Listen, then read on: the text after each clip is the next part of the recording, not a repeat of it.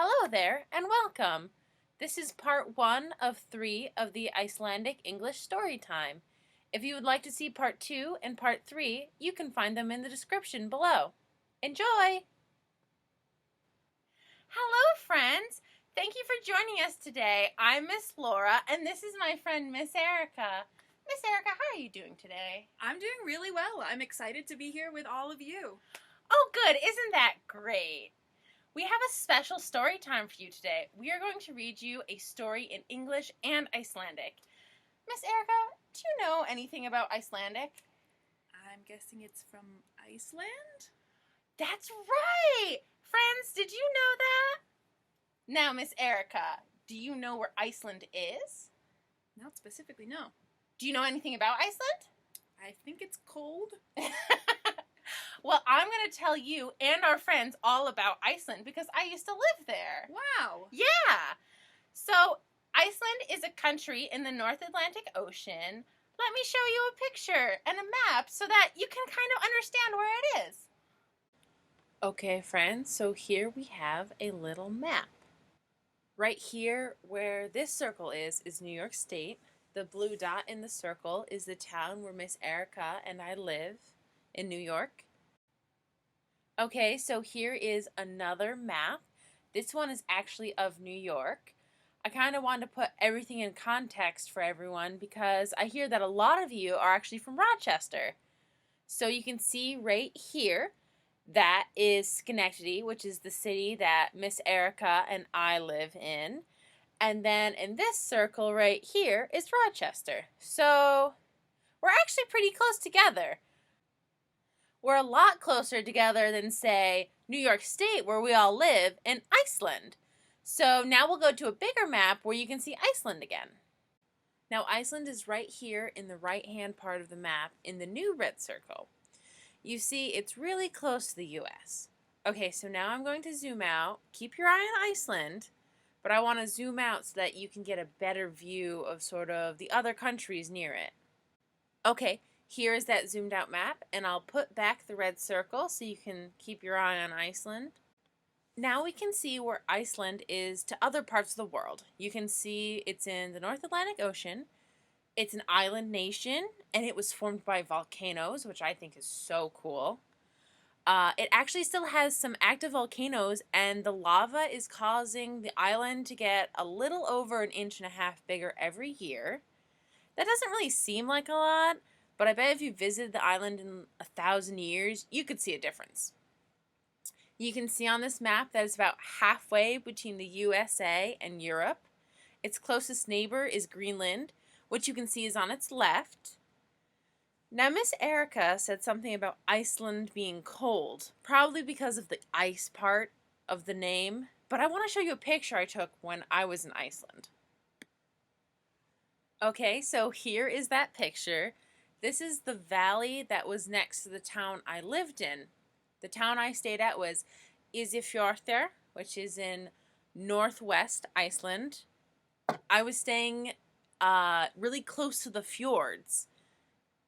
So a fjord is a narrow valley connecting to the sea. It has really high cliffs that are usually formed by glaciers. I thought this picture showed a really good view of looking down into a fjord. I actually had to climb up halfway up the cliffs to get this picture. I went hiking with some friends I had made there. Anyway, I wanted to show you this picture because I wanted to show you that Iceland isn't just covered in ice. There's lots of grass and bushes. They do get snow, but it's not as much as you would think. I think the climate could be best described as cold and cloudy. I took this picture in August, which is their second warmest month of the year. I couldn't believe it when I heard that it was the second warmest. It was only around 50 degrees Fahrenheit at the time. I was so glad I brought lots of pants with me. I would recommend everyone brings pants when they go to Iceland because the natives might not be cold, but you're probably going to be. It's so close. Friends, did you know Iceland was so close? I didn't. Yeah, it's so much closer than you thought. It would take you longer to fly from New York, where we're from, to California than it was for when I flew from Boston to Reykjavik. Reykjavik? Oh, Reykjavik is the capital. It's the largest city in Iceland. I took a lot of pictures of it. Wow. Do you want to see some? Sure. And I can explain to you where the name Reykjavik came from and sort of how Iceland was founded. Does that sound fun? Yeah. Does that sound fun to you? So this picture you're seeing right here is the bay in Reykjavik. The city gets its name from this bay, so I thought it was important to show it to you. The name Reykjavik comes from an Icelandic phrase that means smoky cove. The use of the term smoky actually means foggy in this context, but there wasn't really a distinction between smoky and foggy in the Icelandic language when they named it. So you can kind of call it the foggy cove or the smoky cove. The picture I took right here, it's actually on a really clear day, which was really unusual when I was living there. There's usually like a good amount of fog, but I was lucky enough to go down one morning and get this picture, and I love it because you can sort of see out into the ocean. The people who gave Reykjavik its name were the Vikings.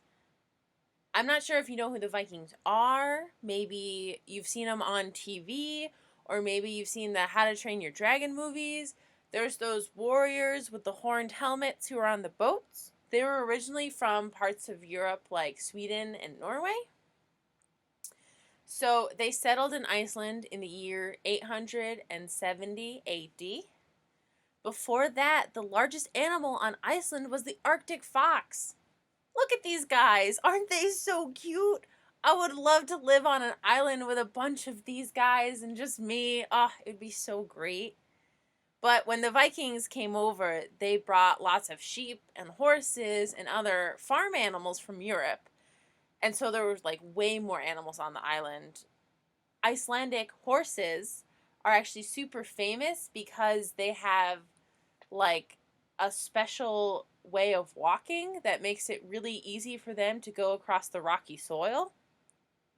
I'm afraid of horses, so I didn't ride one, but I hear that it's a really fun experience when you get to do it. So the biggest change to the island after the Vikings came was that the Vikings cut down all the trees. Here's a picture I showed you before of that valley that was near where I lived. Look, no trees. See, the Vikings cut them all down to make boats. And so Iceland didn't have any trees for a long, long time. Recently, Icelanders have been replanting trees to kind of get the forests back. But the forests they have right now are really small. So if you happen to go to Iceland and see a bunch of trees, you should make sure to appreciate it because it hasn't been there for very long. I'm so happy I get to share all these pictures with you and our new friends. I took lots and lots of pictures, so it's always great when I get to share them. Yeah. Why did you live in Iceland, Miss Laura? I went to Iceland to learn Icelandic. Wow. Yeah, I was there for school, and my goal was just like learn how to read Icelandic, and I just got good at speaking it and talking with people. It was a great time. That sounds so fun. Yeah. We should teach some of our new friends Icelandic. That's a great idea. Oh, and I'm going to teach you Icelandic. It's going to be great. Yes. Why don't we sing a song? I'll have you sing it in English first. Okay. And then I'll sing it in Icelandic, and then we'll sing it together. Does that sound good? Yeah. Okay. So we'll put the lyrics on the screen. I'll have Miss Erica sing in English first, and then I'll sing it in Icelandic, and then we'll sing it together. Sounds good to me. All right, sounds good. All right, and here are the lyrics. We're going to sing the song, Hello Friends. I hope you guys enjoy it. Hello, friends. Hello, friends. Hello, friends. It's time to say hello. Hallå vinir, hallå vinir, hallå vinir, vad till mig att säga hallå? Hello friends, hello friends, hello friends, it's time to say hello. Hallå vinir, hallå vinir, hallå vinir. fair to me a figure, hello. Okay, friends, so this is the end of part 1 of the Icelandic-English story time. This first part was just kind of a background on Iceland. If you want to hear the story, please follow the link in the description for part 2, which will include the story. And then our craft will be in part 3. I hope you enjoy. And thanks for tuning in.